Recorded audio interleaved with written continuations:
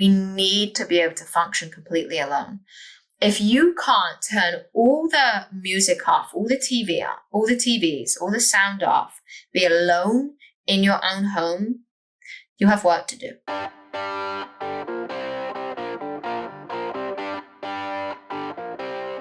Hello and welcome to the Move the Change podcast. I'm your host, Ryan Muncie. We've got a great episode for you today. Our guest today has trained 29 U.S. federal agencies. I didn't know there were that many. Has advised Interpol on leadership, built a science-backed framework called The Upper Hand. If you're watching on video, we've got a copy of the book here.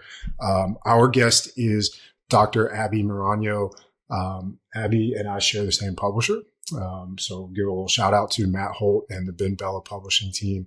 But we're going to talk about this framework, The Upper Hand, and how you can ethically influence decisions and build trust, even without power, status, or leverage. We're going to unpack how social engineering actually works, why your brain is easier to hack than your phone, and how you can use the same tools to become more persuasive, better at learning or reading body language, more trusted, harder to manipulate. Abbie, welcome to the show. Thank you so much for hanging out with us today. Thank you so much for having me. So I want to start with your background. You have an amazing kind of start to your journey. There's not a lot of people that say that they published peer-reviewed research at 19 or that they were psychology professors by 23. What did that journey look like for you? How did you get interested in such a heavy topic? How did you get so good at it at such a young age? My background is a little unexpected. I think people always assume that I kind of started learning science and psychology super, super young. I was always super driven and focused and did really well in school. And I was a good kid, but I struggled really badly at home. I had a very difficult upbringing. And I didn't really have a safe space in the home. When I was 15, I kind of coped with a lot of the mental health outcomes of that through drugs and drinking. Ended up with a pretty serious drug addiction when I was 16, kicked out of school, kicked out of my dad's house, kicked out of my mom's house. And then I kind of looked at myself in the mirror and saw, oh, this is it. Either this is how I go down and this is the end for me, or absolutely every single aspect of my life has to change. And I also realized that I was in it completely alone. I didn't have the love that I needed from the family. My mom was very cold. My dad struggled in his own way, and my sisters didn't know what to do. So everybody kind of kicked me out and removed me and couldn't bear to look at me instead of offering some support. Some alone 16-year-old kid trying to figure it out. And I realized, okay, it's on me. No one is going to ever come and save me. I have to pick myself up and I have to make a change. Managed to get myself off of the drugs, which was, a tough battle in itself. But I went cold turkey. I just went clean. Got back into college, eventually got back living with my dad. And psychology was a subject that I had failed. And I didn't like it. I didn't like my psychology teacher. She did not like me. I was a pain in the butt. But because I'd failed all my subjects, I needed more subjects to be able to continue. The head of sixth form at the time wouldn't allow me to redo the year. So he said I could do both years, the one that I had failed, and the final year I needed, I could do them at once. So double the lessons, double the exams, double everything. But I needed my psychology teacher to allow me back.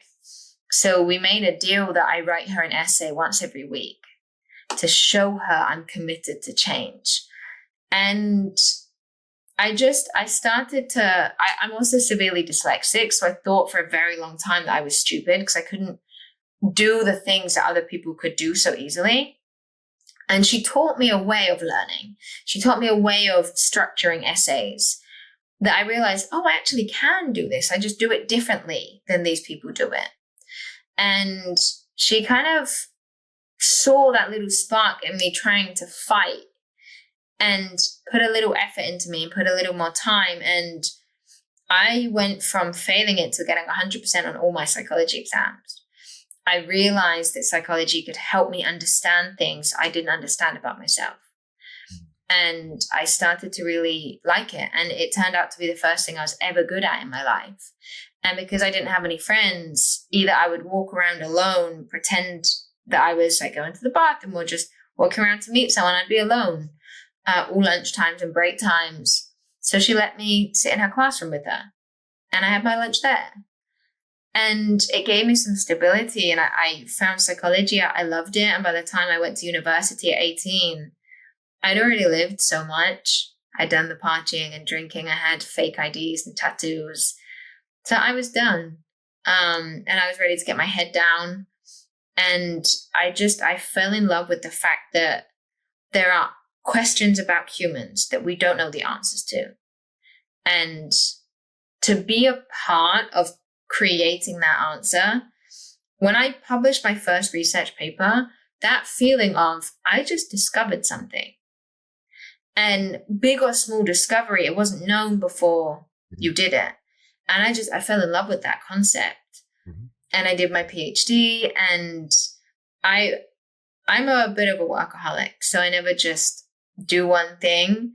And I was reaching out to big people on the side. The supervisor I was working with, he reached out to Joe Navarro, the world leading expert in body language. And he was on my paper. And then when I got my PhD, I got a scholarship for my PhD. I skipped my master's because I'd had published papers, and I just got my head down. I remember my dad said to me that now you're doing your PhD, you can just settle and just do it. You don't need to do all this other stuff on the side. And I said to him, well, if I do that, when I come out with my PhD, I'm going to be like everybody else with their PhD. If I get my head down and do that and do conferences and do papers and do this, then it gives me an edge. And I got a job as a professor before I'd finished my PhD.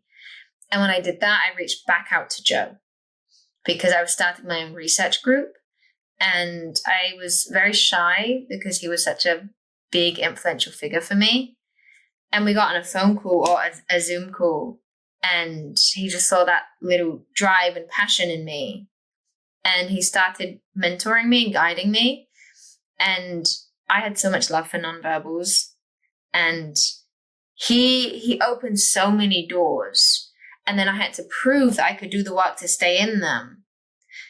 But then he would open another door and I'd prove that I could do it. And we had this relationship. And then he would bring research papers to me and be like, could you explain this to me? And we had this kind of ongoing relationship. I'd explain the science. He'd help me with business. And I love science. And I started to feel that academia was draining me because I had so much to give and so much love for my craft. But a lot of the students, I just didn't feel wanted to be there. There was like the uni experience thing, and it stopped feeling like home to me. And Joe said, well, let me bring you to the private sector. And he introduced me to a couple of people for podcasts to get me some experience kind of doing media. And he then introduced me to Chris Hadnaghi from Social Engineer. And Chris was talking, and I was just talking about, the research papers I do. And he was like, I'm curious about you. Do you know anyone that does information elicitation and nonverbals? And ideally, like the psychology of it. And I said, well, there's no one that's going to do it because my PhD was the psychology of information elicitation through nonverbal communication. So I said, if you want someone, it's me you want. And then he was like, would you want to live in Florida? And just before that, I had seen Joe. We were FaceTiming with him and his wife. We were kind of forming this like little family. And they were sat by the pool drinking margaritas in the sun. And I'm looking outside and it's raining. And I'm tired. And my whole yearly salary was the cost of 1 hour speech for him. And he was like, do you want this? I'm like, yes, I would very much like what you have. That sounds really nice. So when Chris offered me the job, I didn't even look at the salary. I didn't even ask. I just said yes, because the work was something that I wanted to do. And then they flew me over. I was director of education. I was pretty much working on projects with FBI involved straight away, published my first book. And then I was getting kind of known in the Secret Service community because I had a podcast. I have a podcast, and they had listened. And one of the agents, Brad Beeler, who we were talking about before, he listened to my podcast, used some of the information, and caught a predator. I'm in prison. So we kind of had this ongoing relationship. And then when I released my Upper Hand framework, the book wasn't even out. My reputation got back to the Secret Service, and they reached out to me. I did the training. It went so well. I just kept coming back. And I think the trick to my success so young is kind of counterintuitive. I never took a shortcut. And people often take shortcuts thinking they'll get there quicker. And they'll take credit for someone else's work. They will dilute the science to say what people want to hear instead of what people need to hear. And they won't give other people opportunities. Like Joe, me and Joe, sometimes I have people come to me for stuff and I'm like, Joe's better. And Joe will have people come to him and he's like, no, you want Dr. Abbey. And it's this cooperative relationship that's mutually beneficial. And I have that with Brad. I have that with a lot of my other speaker friends who do similar things to me. And that route of not taking the shortcut, not taking the easy route, always having integrity and doing it the longer way has been the key to my success, because that reputation gets back to you. Yeah. There are so many things in that story that I would love to dive into and highlight. I'll recap them here, and then I kind of want to move on because I want to make sure we share some of your strategies and actionable things with our audience. But I really hope that people heard, the determination, the self-regulation, self-leadership. It's amazing that you had mentors, your psychology professor and Joe, and that sometimes they reached out to you, but other times you created that. Like you said, you had to earn certain privileges and show that you were capable of things, and then you get more and you continue to climb that way. Again, there's so many breadcrumbs and footprints in that story of how a person can become successful. You mentioned that when you released the Upper Hand framework, that the Secret Service came to you. I'm curious maybe you know this answer, maybe you haven't thought about it, but what is it about the framework that you released, or what's in it that they hadn't put together yet, didn't know? Like what's in it that made them say, oh, that's a gap for us. We've got to go find Dr. Abbey and get better at what we do. Yeah, I think that there is amazing research out there on influence, amazing research. But a lot of it is, how do I get that quick win? Like, how do I get you to buy my product? How do I get you to say yes? That's not what I do. I don't care about that win in the moment. If I lose that win, but I get it later on.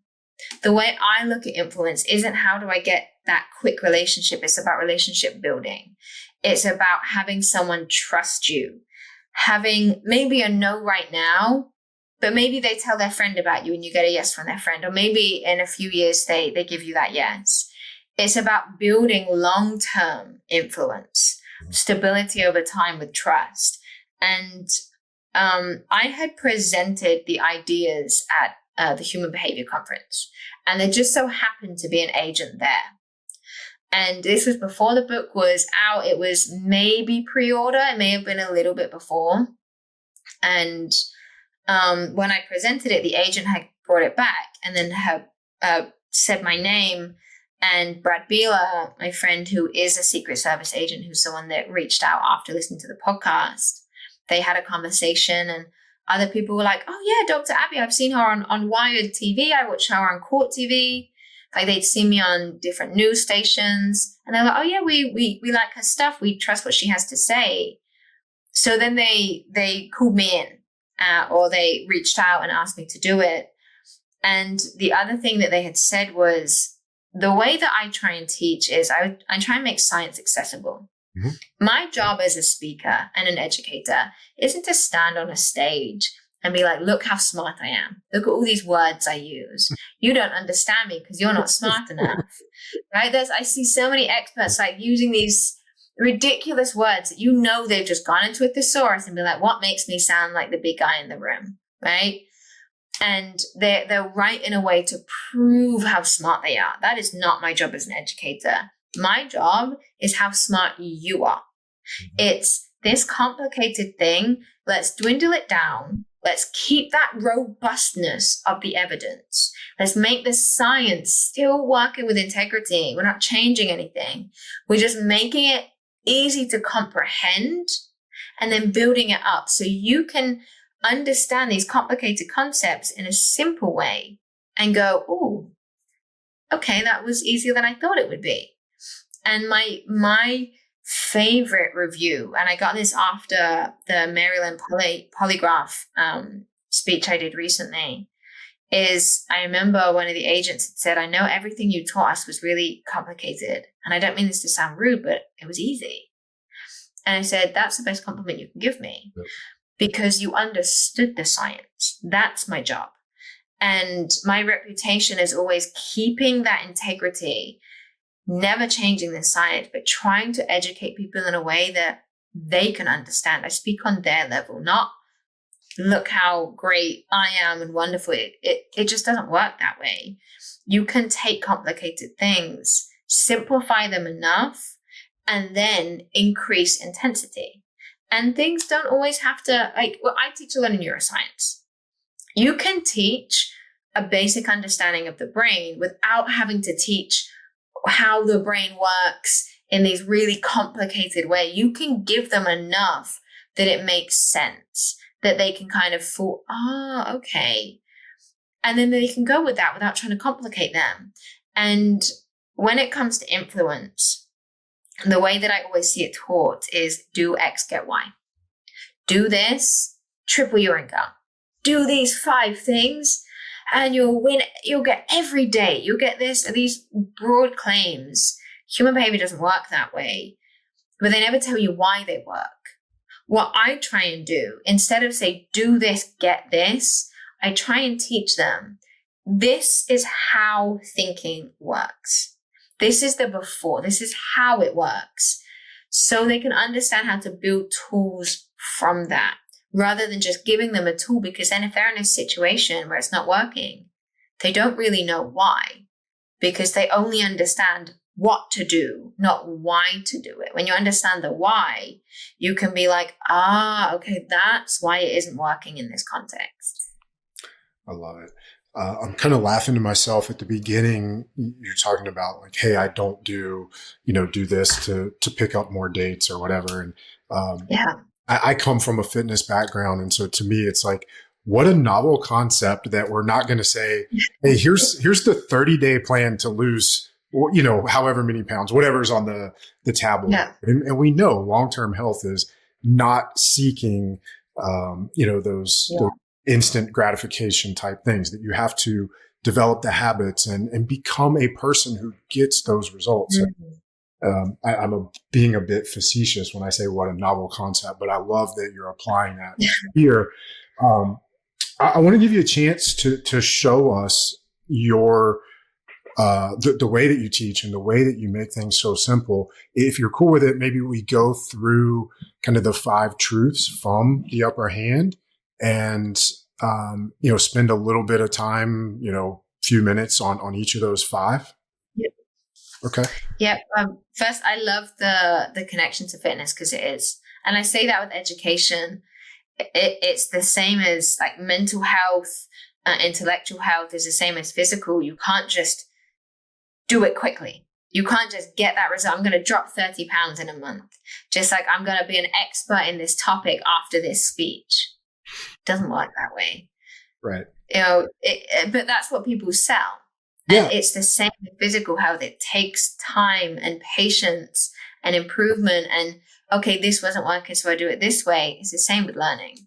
Yep. And it's like you said, you have to have that integrity of, no shortcuts. And unfortunately, we're in an instant gratification society. Whatever the thing is, I want it now. Yeah. So. Yeah.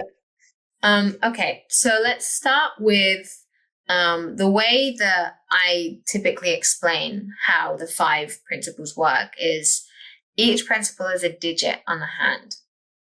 So each finger, like I use my pinky differently from my thumb, right? So if you cut off my pinky, I could still give you a thumbs up. But as a whole, my hand doesn't work as well. So each principle works on its own, but as a whole, when you consider them, it's much more effective. So the core foundation to what it means to be human, principle number 1 is the drive to survive. Always, above everything, we are driven to survive. Meaning, if you put someone in a situation where there is a threat to safety, everything else becomes irrelevant. Everything. So when you're trying to influence someone, you want to build a relationship, you have to recognize if you put them in a situation they don't feel safe, they feel you are too aggressive, everything else is irrelevant. Trust will not be built. All they're focused on is getting safety. So how you use this for influence in a simple way is if you're trying to get information from someone, if you are aggressive, if you are pushing, everything inside their body is saying this is not safe. Every part of their body is saying, get away from the threat. It is an evolved response. So if an investigator is trying to get information from someone and they go, okay, I'm going to do good cop, bad cop, because they think that's going to work, all you're doing is you're putting a threat in the room. It's not actually going to make them turn to that good cop because their body is in threat survival mode. So it's about creating safety. So with that knowledge, you can also think, okay, well, if people are more likely to work with me when I provide them safety, how can I do that? Really simple things. Like if you want someone to do something, don't tell them to do it. Provide them choices. And each choice actually leads them in the direction you want them to go. But it makes them feel like they have a choice. It's called a perceived choice. So it gives them safety. So do you see how instead of me just saying, give them multiple choices, it makes them feel safe. I like that understanding before it of why. That understanding of it's the drive to survive. This is how the human brain functions. This is what we need. Now here's the tool. Because now, if you are using that tool, but it's not working, if I just gave you that tool, you're like, I'm giving them options. Now, if it's not working, you're thinking, oh, well, maybe there's this threat in the room. Maybe I'm doing this that's activating their threat response. So it gives people a much better way to now utilize the information. Yeah. And then just real quick, what you're talking about is like, this is why I loved what I heard from you when I started looking into your stuff and started reading the book. I've always phrased this as understanding the governing dynamics behind a thing, right? And so I've always thought that way and tried to teach that way, maybe not as eloquently or as articulative as you have been. But that's always been a frustration of mine is, the way you said it earlier was so good. So many people just focus on what do I need to do? And if the tool or the strategy doesn't work, they have no backup or no way to think through what's next because they don't understand why they were doing that thing to begin with. So this is great. Before we move to the next one, outside of, say, investigators or interrogators, we have a lot of people that listen who are in positions of leadership at work, whether they're a C-suite level or even middle management, vice presidents, director level. And I know we hear a lot about psychological safety in the workplace thanks to the Google study. But I guess my question here is more along the lines of like phrasing either feedback or some sort of directive is not the right word, but if a person is prone to receiving things and being defensive, what are some good strategies to, I guess, facilitate those conversations in a way that, help the recipient of the information feel safe so that they're less likely to respond defensively, more likely to respond in a productive way? Oh, that's interesting. So kind of flipping it. So instead of not being aggressive, how if you're the one that tends to get aggressive, how to try and curb that. Yeah, I guess, that's one way of looking at it. Either that or like whether you're the one delivering the information or receiving it. If you know that you get Yep. So if you're the one delivering information, the concept reminding yourself that if you get aggressive, the more aggressive you get, the more their nervous system is going to be resistant to you. Because the more pressure you apply, the more it starts to feel like an interrogation. Any conversation, when pressure is applied, it feels like an interrogation. Any negotiating, any meeting, exact same dynamics as in an interrogation. But it's just a different setting. So when you're trying to push and push and push, and you're making them feel like they have to do something, you have to get this done, you're using fear, all you're doing is activating their nervous system response of threat. And then if you're the one that tends to get defensive, you respond really badly, then people are aggressive. Or when people are rude, you're short-tempered.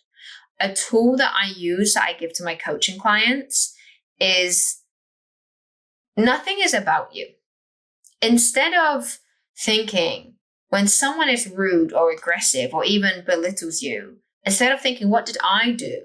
Think, I wonder what they're going through that they feel they have to talk to me like this. I wonder what they're going through that they're not able to keep it together. I wonder what they're going through that they just can't put on a smile today. And what we realize is when you show people empathy and when they push and you don't respond, and sometimes you're kind back, you see them kind of dissipate. I've had people be really, really rude to me. And I have responded back, I'm so sorry that I have made you feel that way. I don't know what you're going through. Maybe you're having a really hard day. I really didn't mean to add to it. And I've watched them expect me to fight back. And then that guard is lowered and they just go, it has been a really long day. I'm so sorry. Sometimes people are just not able to cope with their own emotions and they take it out on the people around them, and you have no idea what people are going through. And when you have that mentality of it isn't about me, you realize how much calmer you are. I'm so calm. I'm an expert witness. So when I'm on stand and I'm doing a body language analysis, and the whole job of the other attorney is to tear me apart, to tear my analysis apart, to tear my credentials apart. I had someone try and blame the fact that Trump was shot on why I shouldn't be listened to because I have done training for the Secret Service, therefore I must be a terrible trainer. And it was so ridiculous. And I'm so calm. You can insult me, you can shout in my face, and we're fine. And I just don't take it personally at all. And I remember my team had asked me, did that not bother you? And I said, no, because it's his job. His job is to discredit me. He couldn't. But if I got riled up and took it personally, yeah, he could, because whoever acts out of emotion loses. So when you take things as a them problem rather than about you and just give empathy and keep doing what you need to do, it's a really good way to stay calm and avoid yourself getting into that threat response. So you just said whoever acts out of emotion loses. Can you elaborate on that for us? In a negotiation, in a debate, and actually this brings us to principle number 3. So it's 3 in my list, 2 in our list. And that principle is we are our brains, meaning all thought, all behavior, everything originates in the brain. Everything. Emotions originate in the brain. Thinking originates in the brain. So a basic understanding of how that brain works helps you. Now, an understanding that I find very, very helpful is our emotional centers are in the amygdala. And our critical thinking of, I shouldn't do this. This is not a good idea. This isn't going to benefit future me is in the prefrontal cortex. So when emotions take over, it blocks access to critical thinking. The prefrontal cortex lowers in activation. The amygdala becomes very active. The emotional centers are very active, meaning when you feel highly emotional and that emotion takes over and you act, you are not thinking critically. Why do you think we press send on that email, on that text, and then go, wish I didn't do that? Now, an understanding of the brain would really help here, because when emotions are overriding, it takes 3 seconds. 1, 2, 3, breathing, do that, keep doing that for a couple minutes. It starts to take 3 seconds for that activation to lower. Now, if you keep breathing, your prefrontal cortex becomes more active, meaning you're allowing critical thinking to come back on. That's why when we teach how not to get scammed by a fake email, a fake text, a fake call, is do not respond straight away. As urgent as it feels, if you don't do this right now, the FBI is going to be at your door. Nothing can be so urgent it can't give you an extra 3 seconds to respond to. Breathe. Let the prefrontal cortex come back into action, and you're going to make better decisions. If you're in a negotiation, if you're in a meeting, you feel that emotion and you go, okay, you act on it. Like when someone's arguing with you and tearing you down, it feels so good in that moment because the emotion says, tear them apart, act, shout. And it feels good. You're releasing the emotion, but it doesn't benefit future you. I say again to my coaching clients, in that moment you want to react. Breathe, pause, put your tongue to the roof of your mouth so you cannot talk, and think, will this benefit future me? And just break that. That just minute, even a minute of pausing can have a totally different response and a totally different outcome. I love it. Hopefully our listeners find that to be very familiar. Abbie, I've got to send you a copy of my first book. If you don't know, it's called Fuck Your Feelings. And it's about basically what you just explained. I think I've read that. Well, that would make me happy. Yeah, I think I may have. Has it been out for a while? It has. It came out in 2018. Yeah, I would reread it. I think I have read that.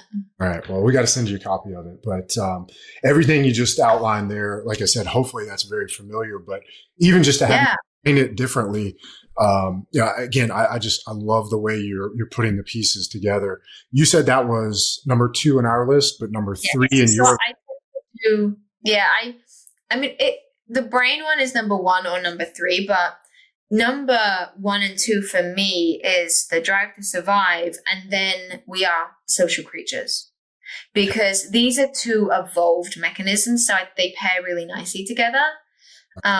So number 2 and 3 for us is that we are social creatures. We are driven to be social.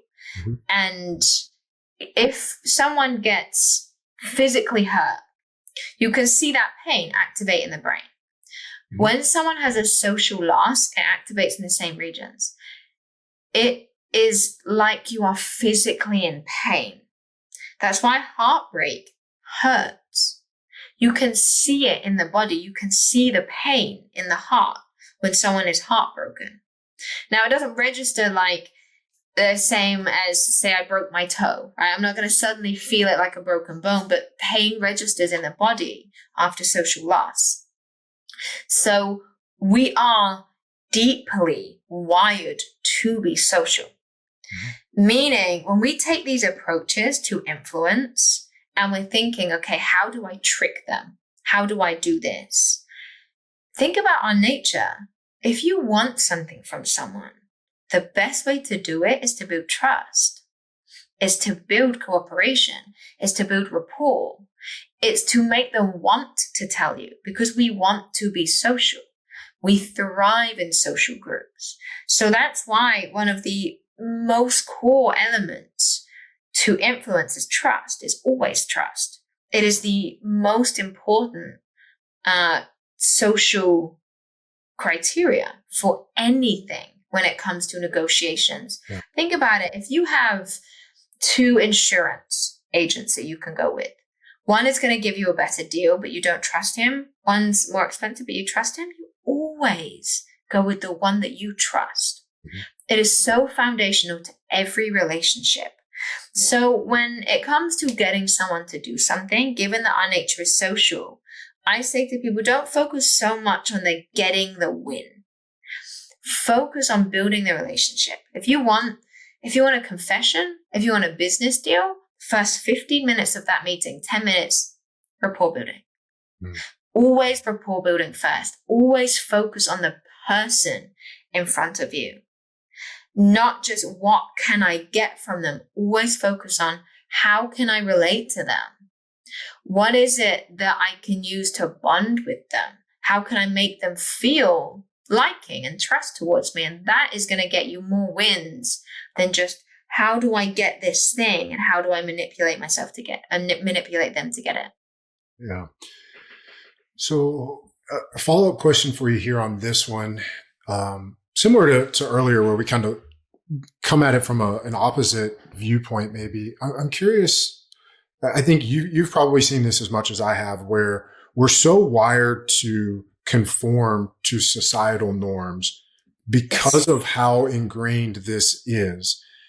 Yeah. So many people will not do what is best for their future self because it means not fitting in. It means going outside of the pales of, whatever the societal norms are. So can you talk a little bit about how a person might become more aware of that tendency and then be able to maybe have an internal conversation where they're starting with that awareness and then saying, hey, let me make the decision that is best for my future self, not to conform? Yeah, that is a great question, because we know that social proof is such a huge driver of why we make decisions. Just saying, well, everybody else is doing it. Okay, well, I'll do it then. And we actually convince ourselves we want to. It is a very hard thing to break. If you want to change direction, I always say, find your other people. So one of the most well-supported phenomena in psychology is in-group, out-group. We group people like us as our in-group, not like us as the out-group. The beauty, though, is if I say, what's your favorite sports team? And it's the same as mine, we're in-groups. Or it's different to mine, we're out-groups. But then say we go somewhere and I'm not a parent, but say I was and we're both parents, we're in a parent support group, now we're in-group members. Meaning that in-group membership can change. So if you are identifying with one group, finding your people in other groups is a really good way to kind of move. And finding groups that support things that you're curious about and trying to kind of find your identity within them is great. But if you're looking to see, okay, what do I really believe in? Or am I being led by other people? It's a very hard thing to do. And it takes introspection. And what I say is being alone all the time is not necessarily good, but periods of isolation is so important. We need to be able to function completely alone. If you can't turn all the music off, all the TV off, all the TVs, all the sound off, be alone in your own home, you have work to do. A lot of people need distracting sounds. And most people realize, I'm never actually alone in silence other than when I go to bed. Being alone in silence, going for a silent walk, not being distracted, being able to be alone with your thoughts, for some people is really difficult and they never get practice at it. Taking yourself away, being alone with your thoughts, and then genuinely asking yourself, do I know why I have these beliefs? That's a hard question. We often carry beliefs and identify with groups because we've been taught to, because we're around people that do, because our parents did. Genuinely question yourself on, why do I have this belief? And keep asking yourself, like, okay, why, to each question, why? And if you don't know why, then it's not your belief. And I read a quote, and it said, if you can't explain why you have a belief, that's someone else's belief. And it's so true. If you don't know why you believe it, someone else believes it, and you have just been following. Yeah, that's a great quote. I love that. Okay, so those are the first 3 on our digits. What's number 4? Number 4 is the mind-body connect. Okay. Meaning we are connected to our internal and external world and the environment. And this is not tarot card, hippie, doing yoga under the sun and everything's wonderful. That's a lot of the time what people expect when I say mind-body connect. What I mean is my internal world will signal how I experience my external world. The emotions I feel create a lens to how I see things. If you're in a bad mood, someone else isn't, you might read their tone as if they are. But then the external world affects my internal world. The sound that affects how I feel. The smells affects how I think. All of the outside affects the inside and out. So there's this connection.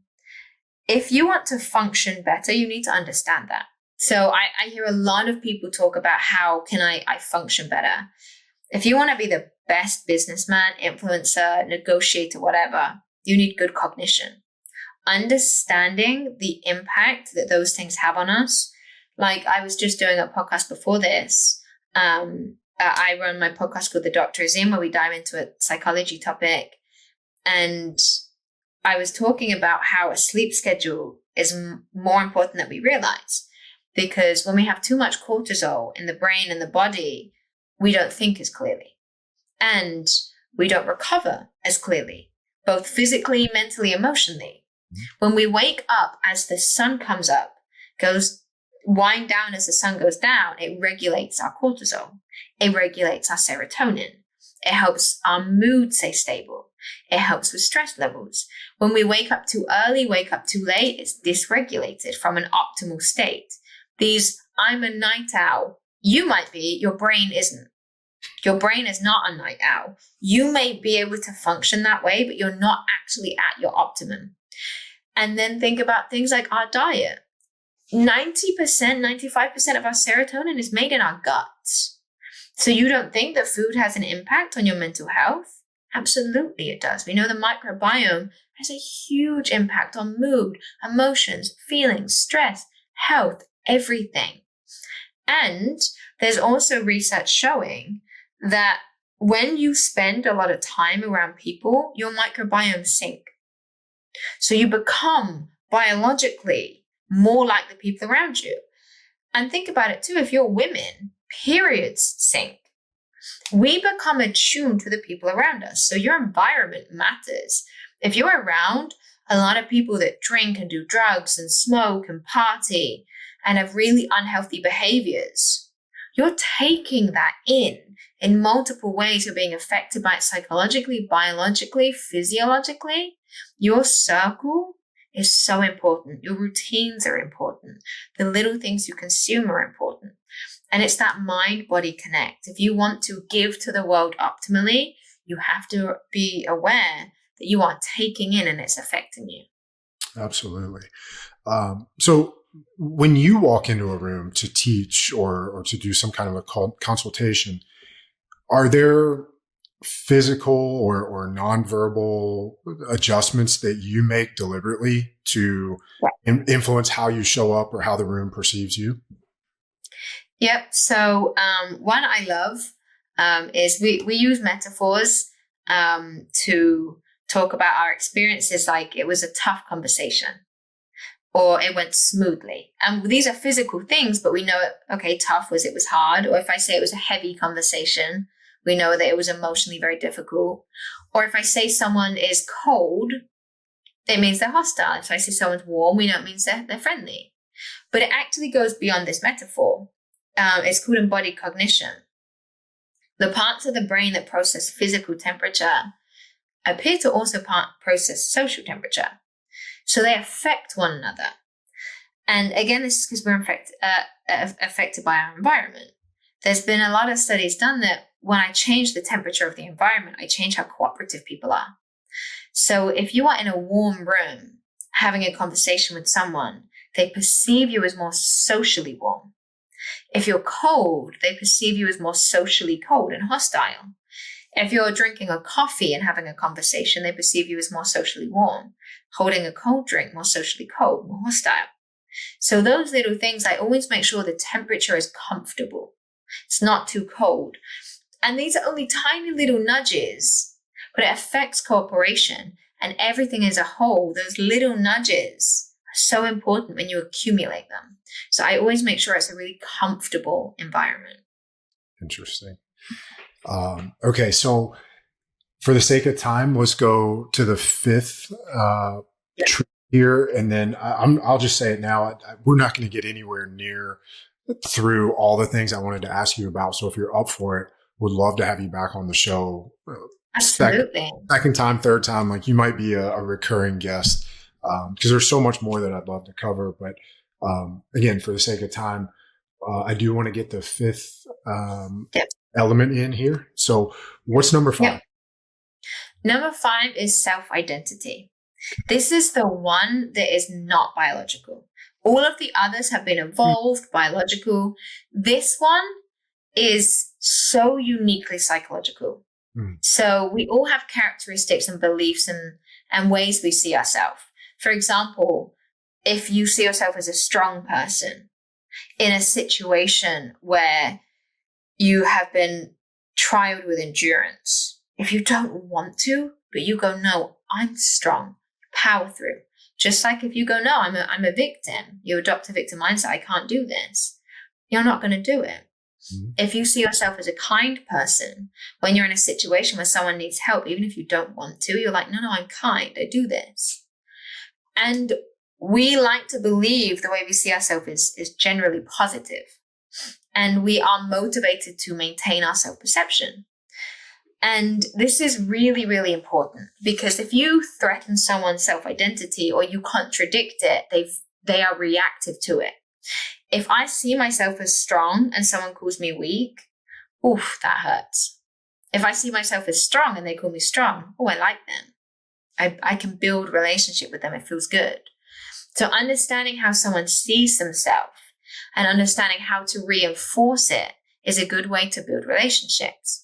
But the way that I think this principle is really effective for people and helpful is often we get stuck in our own identity. So we forget, if I'm trying to educate you on something and I know a topic really, really well, I'm in my identity. And when I'm teaching you and you're not getting things, or maybe you have an opposing point of view, often I can go, well, they're ignorant or they're stupid, they're this. Because I'm stuck in my identity of, well, this is easy. Why don't you see it? And I'm also not seeing too, maybe they have a different belief system than me, but I'm so stuck in mine that I'm seeing them as ignorant.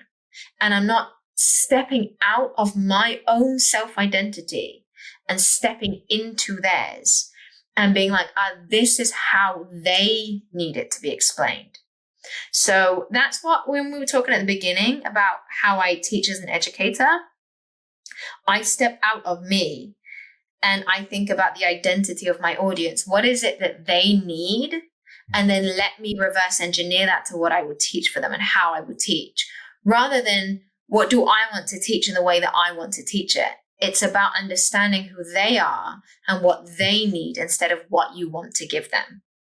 Yeah, that's so good. What would be an example of maybe a phrase or a question that respects someone's identity while still moving them towards maybe a new behavior or a decision that you know better serves their future self or the organization or the mission? Yep. So a really easy one, it's hard to do in practice, but easy to understand, is understanding someone's culture. So if you are inviting in someone you want to do a business deal with, and you know they're from a very different culture than you, and you want to show them respect, you're not going to have time to go and learn everything about their culture. Learn cultural greetings. Learn some terms that are very common.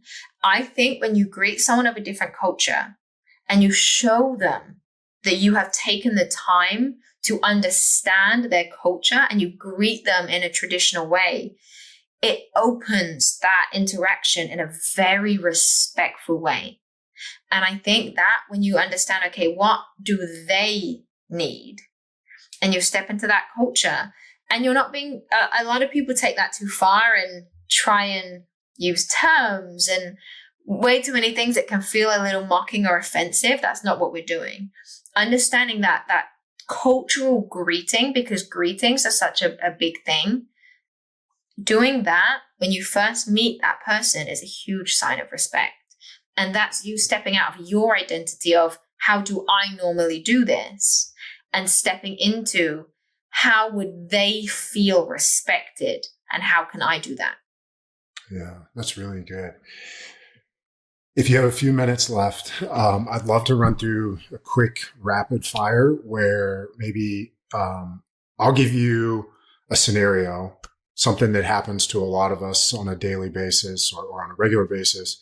And you give me like a 1-sentence answer on how to get the upper hand ethically.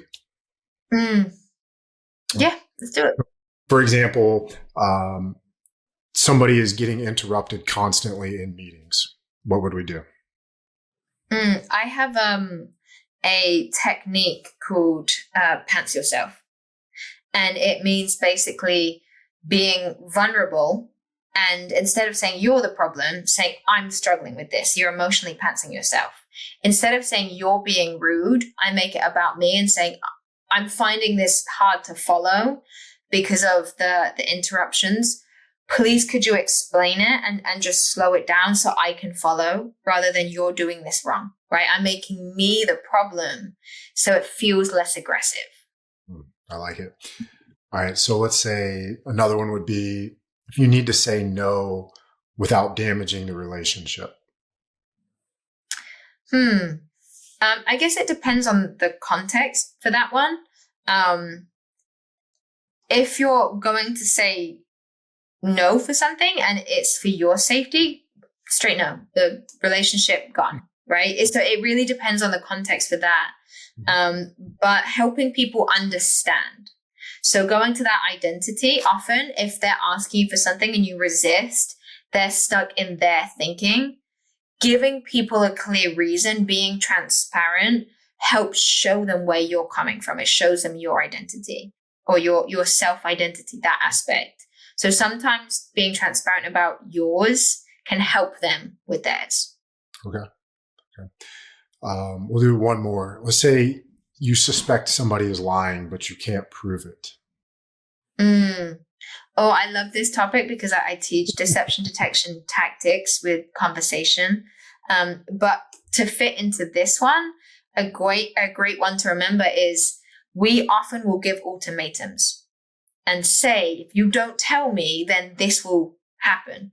And you see that all the time with couples. They're done, they're angry, they give an ultimatum. An ultimatum is a threat disguised as a choice. It is a threat. Ultimatums don't work. When you give that, all you do is set their nervous system on fire. It's a threat. The best thing to do is lock that knowledge, recognize it, and think about how can I lead them into wanting to give me the answer or find a smarter questioning.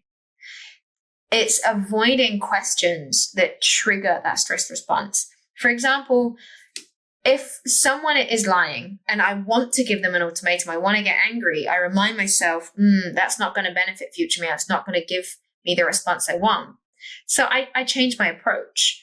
A quick one is one thing I like to do if I want to find out, say, where your partner was last night.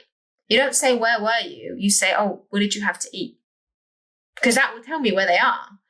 Where did they eat? What did they eat? it's an unexpected question. So if I say, oh, what did you have to eat? And they have to think, oh, I didn't prepare this question, because what they had, maybe it was this. And I'm like, okay, well, why are you in that location? Did you not have access to this? It can give you little hints. So it's avoiding asking the aggressive questions and understanding other questions you can ask that are less aggressive. That's pretty slick. I like that one. Yeah, I love like unexpected questions. Yeah. Well, like I said earlier, there are so many things that I would love to chat with you about and share with our audience on the show. So, let's definitely get you back on and talk about more of the nonverbal stuff, body language, some of the deception stuff that you just mentioned. I feel like we only scratched the surface of what you teach and what you teach there. So let's definitely set that up. Before we let you go today, where can our audience get more of you if they want to find more of your work before you're back on the show? Yep. So Dr. Abbey Official on Instagram is, I'm kind of going through a rebrand, and I avoid doing reels, but people are requesting. So I will be doing more educational content on my Instagram. So that's just Dr. Abbey Official, Dr. Abbie Maroño on LinkedIn. And then abbieMaroño.com is my website, and everything can be found on there. Okay. We'll put all of those links in the show notes, the description, make it easy on you guys listening to just click that and go.